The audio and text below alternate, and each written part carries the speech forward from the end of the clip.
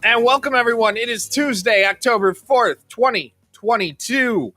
You are tuned in live to Full Press Hockey Weekly. I'm your host, Mike Straw. Jim and Chris are off tonight. So that means it's just me, baby. No one here to silence these hot takes. No one at all to stop me from going off on the things I don't like and praising the things I do. And don't worry, if this is your first time hearing me on a solo show, it's a fun time. Treat it just like a radio show, obviously. If you want to know, get in. Leave your messages in the chat on YouTube or Facebook or Twitter or Twitch, twitch.tv and youtube.com/fullpresscoverage. Facebook and Twitter at FullPressNHL. You can hit me up on Twitter at Mike Straw Media. Guys, hockey season is here. Hockey season is ready to go. And we are here in full prediction mode, baby. NHL, let's do this.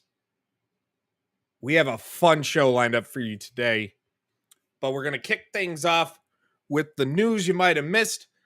The news of the week here. The biggest story today is Matthew Barzal has signed a new extension in the final year of his contract of his bridge deal, his 3-year, $21 million deal, an extension, 8 years, $73.2 million with the cap hit annually of $9.15 million. The first year, no clauses whatsoever, but from years 2 through 8, it is a modified no trade clause. So Matthew Barzal will stay in New York City, stay with the New York Islanders. The NHL season kicks off in Prague with the Global Series with the Predators and Sharks. And Mike Grier last we talked, Mike Grier was saying if our Russian players can't go, either we all go or no one goes. The NHL cleared it with Prague and officials, and all players are there. So the games will be on the NHL schedule kicking off later this week with the Global Series on Friday, October 7th with the Sharks and the Predators, and then Saturday, October 8th with the Sharks and the Predators. And then Tuesday, a week from tonight at 7:30 p.m., things get started on ESPN with the Rangers and the Lightning and the Kings and the Golden Knights. A doubleheader to kick things off on ESPN. Love to see it. Wish it happened more. Wish we had more ESPN games. And there we go. We have Tuesday night hockey for a little while on ESPN. But after that, and then just random game times. But we got Tuesday night hockey for the first few weeks of the season, which is good to see on the ESPN family of networks and on the mainline ESPN. So that's gonna be nice. So that's where we are with the news of the week. This show. Also, if you quick plug, MyBookie, use the code PRESS22 for a double deposit bonus. MyBookie.com. We're here to talk about NHL predictions. NHL standings. What is going to happen this season? That is what we want to talk about. What's going to happen? Obviously, we still have the way it goes with 3 teams from each division making the playoffs, and then the top 2 teams outside of that as the wild card. Still don't like that. Still think we should have the 1-8 seeding, but that's a discussion for another time. So we're going to dive right into this show. And we're going to kick things off with teams that I think could surprise us. What teams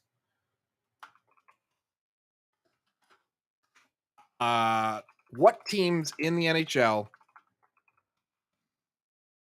can go out and surprise us? Well, the one team that comes to mind that won't do any surprising, and I'm getting it out of the way now, are the Seattle Kraken. The best thing about that team is their terrible new mascot, Bowie. Best thing about that team is their new mascot. Other than that, they're a complete mess once again. And they'll remain a complete mess once again. Because they until they figure out what to do in the front office, they made terrible decisions, and it's going to be another tough year for them. Another team that it's going to be a tough year for, in my opinion, are the Vegas Golden Knights. They have no goaltending. Their defense is in trouble. Will Jack Eichel return to his MVP-like form before his neck injury? If he does, then Vegas can still be a playoff team. But right now, I don't see it. They missed the playoffs by 3 points last year, missing it for the first time in franchise history. And Jim has said it before on this show. Now they're feeling the pains of what a traditional expansion team feels. And that's exactly what's happening right now.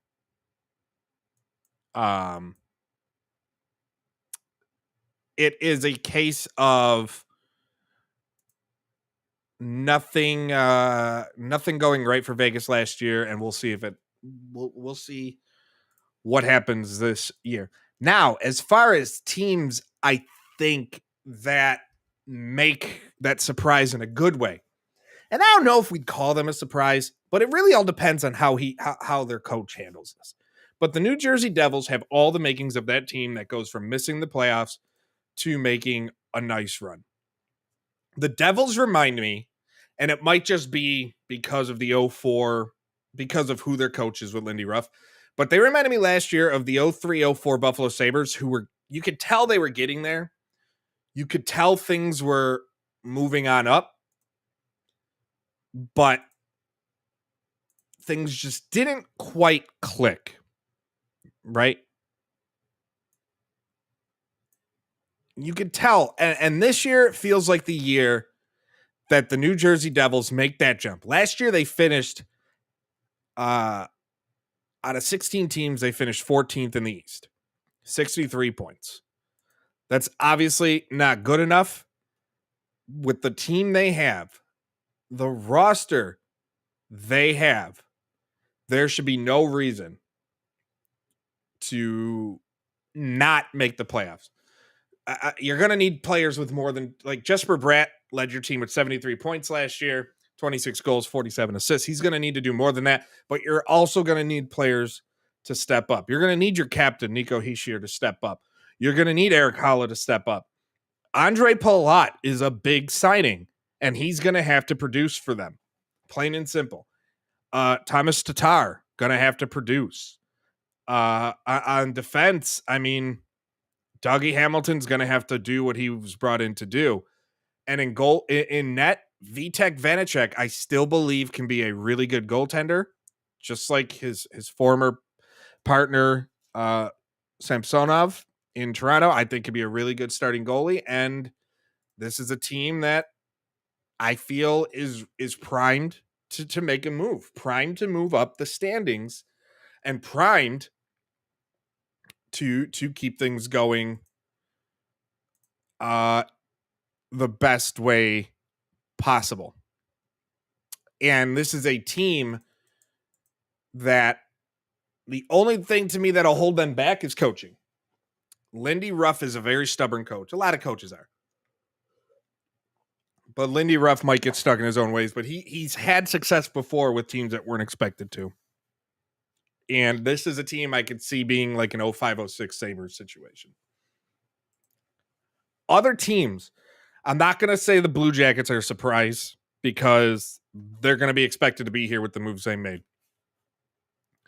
Buffalo, I don't think makes the playoffs, but they will surprise some people. Detroit, Detroit I'll get into more because they're a team where with Ville Husso and net, I think could really make a good run.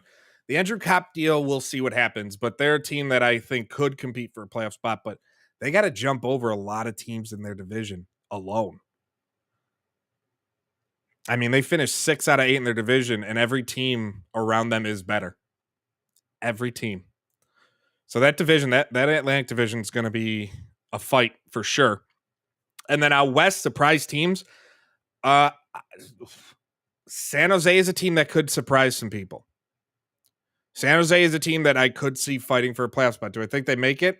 We'll see. I got that coming up soon. But they're a team that could surprise some people. Now, let's just jump into playoff predictions. We'll start out west. This is where it gets a little tough, but a little fun. Right? Out west is going to be a very interesting battle. So right off the bat, my top 2 teams, like the division winners in those teams, are going to be Colorado because they're defending Stanley Cup champion. It's hard to not see them winning the division again until someone stops them. Colorado, and then Edmonton almost pulled it off last year, and I think this is the year they do it. They take the Pacific. So that's what I see going. Colorado and Edmonton taking their divisions. Now in the Central. The Central is a tough one. But we're gonna take a look and we're gonna talk about this. The Central division is going to be a dogfight like it is every year. The teams that I think are completely out of it are Winnipeg, Chicago, and Arizona. So those 3 are out. Winnipeg, I think, has no chance. They're just not in a spot. The other 5 teams I all expect to make the playoffs again. I expect Colorado, Minnesota, St. Louis, Dallas, and Nashville. And that's kind of how I expect. I expect Dallas and Nashville again to take those 2 wildcard spots. Minnesota and St. Louis will battle for the 2 and 3 and see who gets home ice in the first round again.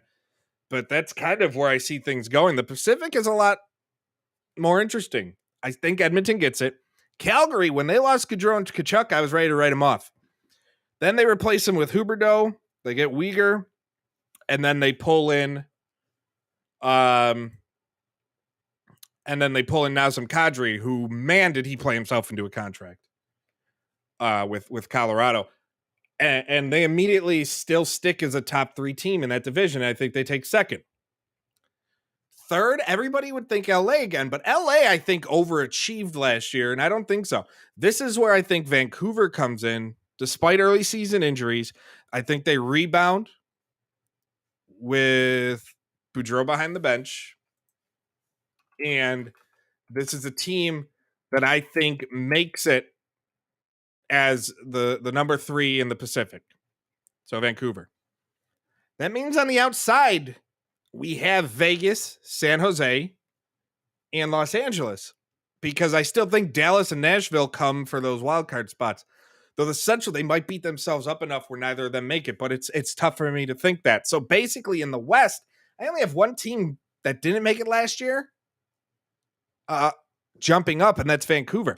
San Jose is an interesting team. Vegas, their goaltending scares me and their defense scares me because I have a feeling they're going to be a team that's going to give up 3+ goals a game, and they're going to have to find a way to keep up and outscore teams with 4 or 5 goals a game. And I don't know how it happens this year unless players get back to what they have produced in the past, but that's relying on a lot.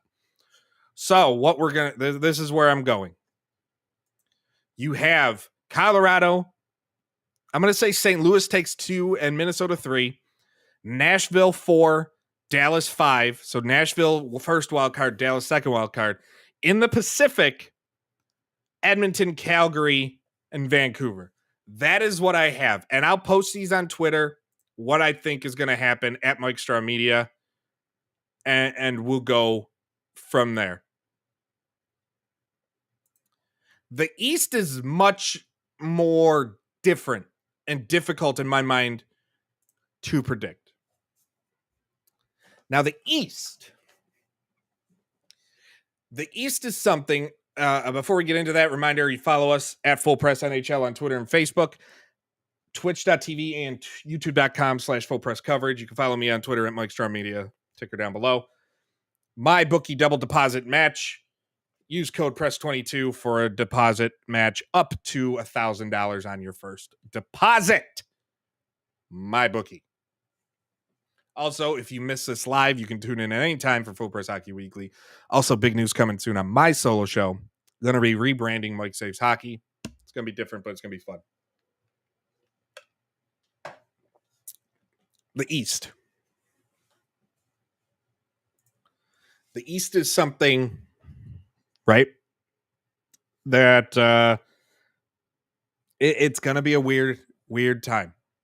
Tampa once again made the finals. Until someone beats them in the playoffs, it's hard to see them getting there. They finally got beaten by Colorado, and I know what happened and why.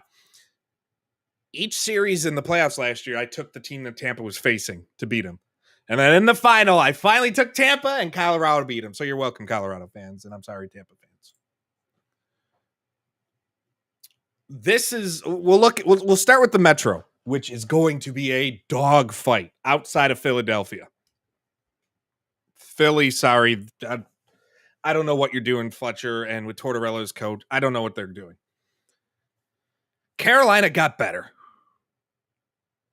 People might question the Burns thing, but Pacioretty can still produce. Burns, I think, in the right system. I think he can get a little jolt with the Flyers, and we'll see what happens, or with the Hurricanes.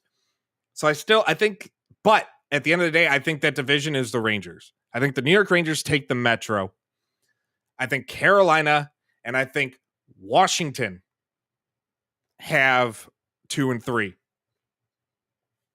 So Rangers, Carolina, Washington.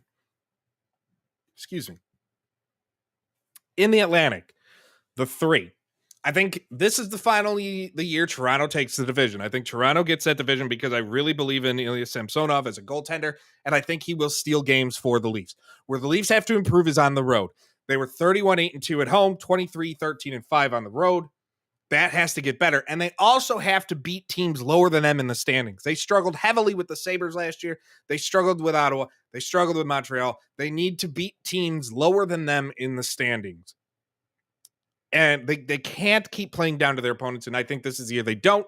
I think they put it together and they take the Atlantic. That leaves 2 and 3. And to be honest, Tampa takes 2.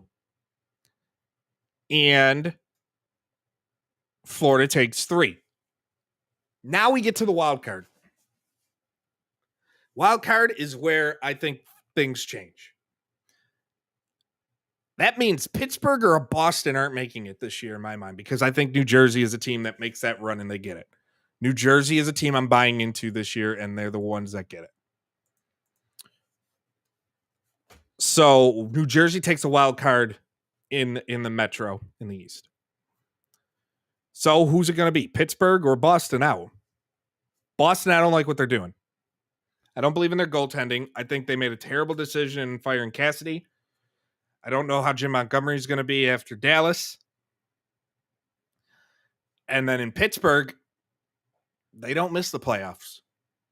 They don't. So I'm going to say the Metro gets both wildcard teams, but it's going to be close. It's going to be close. Detroit will compete for a playoff spot most of the season. The Islanders will compete for a playoff spot most of the season. Columbus will compete for a playoff spot most of the season. The team of those 3 that I think gets closest is Columbus. It wouldn't surprise me if instead of New Jersey, Columbus gets in, because I do feel they're closer, but New Jersey has that potential. So for now, that is going to be my biggest surprise, and my biggest shock there is New Jersey taking one of the wild card spots. It might come back to bite me, but I think it's going to happen. Now, we're only doing a half-hour show today because it's just myself. So I also want to talk about the end of the season. or the bottom of the standings. The league has some really bad teams at the bottom.